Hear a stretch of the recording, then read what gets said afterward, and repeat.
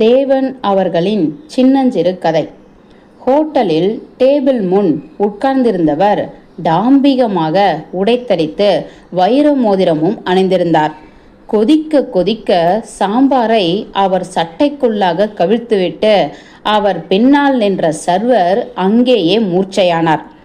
டாம்பிக பேர் வழி குதியாய் குதித்தார். சர்வரை உள்ளே 4 பேராக தூக்கி கொண்டு சென்று ஒரு கட்டிலில் போட்டு ஆசுவாசப்படுத்த பார்த்தார்கள். அவன் கண் திறக்கவே இல்லை. அரை மணி கழித்து ஒருவர் இனி டாக்டரை கூப்பிட வேண்டியதுதான் என்றவுடன் அவன் துள்ளி எழுந்தான். வேண்டாம், டாக்டர் வேண்டாம் என்று கூறிவிட்டு சர்வர் தன் கதையை சொன்னான்.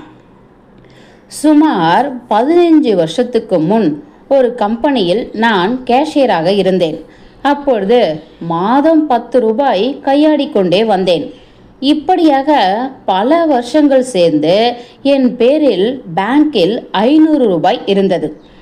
ஒரு நாள் மார்பு வலியால் நான் சிரமப்பட்டு ஒரு வைத்தியரை பார்த்தேன். அவர் என் மார்பை தட்டி பார்த்துவிட்டு பெரிய டாக்டரிடம் காண்பியும் என்று 5 ரூபாய் பீஸ் வாங்கி கொண்டார்.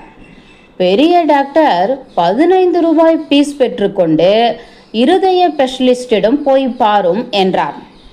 இருதய ஸ்பெஷலிஸ்ட் 100 ரூபாய் பீஸை முன்னதாக வாங்கி கொண்டு நீர் 1 வாரத்துக்குள் இறந்து போவீர் என்றார்.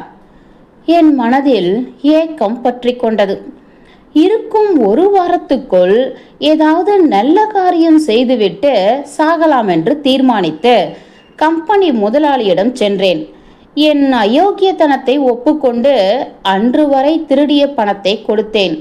அவர் அதை வாய் திறக்காமல் பெற்றுக்கொண்டு இன்று முதல் உனக்கு வேலை இல்லை என்று துரத்தினார்.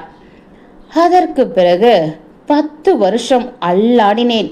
நான் பார்க்காத வேலை இல்லை, படாத கஷ்டமில்லை.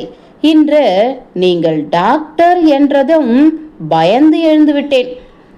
இப்படி கதை முடிந்தவுடன் சுற்றி இருந்தவர்கள், ஏன் ஐயா, உம்மை பற்றி டாக்டர்கள் சொன்னது பொய் என்றால் இன்று ஏன் மூர்ச்சை அடைந்தீர் என்றார்கள். நான் உண்மையில் மூர்ச்சை அடையவில்லையே. அந்த டம்பக் பேர்வழியின் தலையில் சாம்பாரை சூடாக கொட்ட வேண்டும் என்று எனக்கு வெகுநாளைய ஆசை. இன்று அதை தீர்த்து கொண்டேன். யார் அந்த பேர்வழி?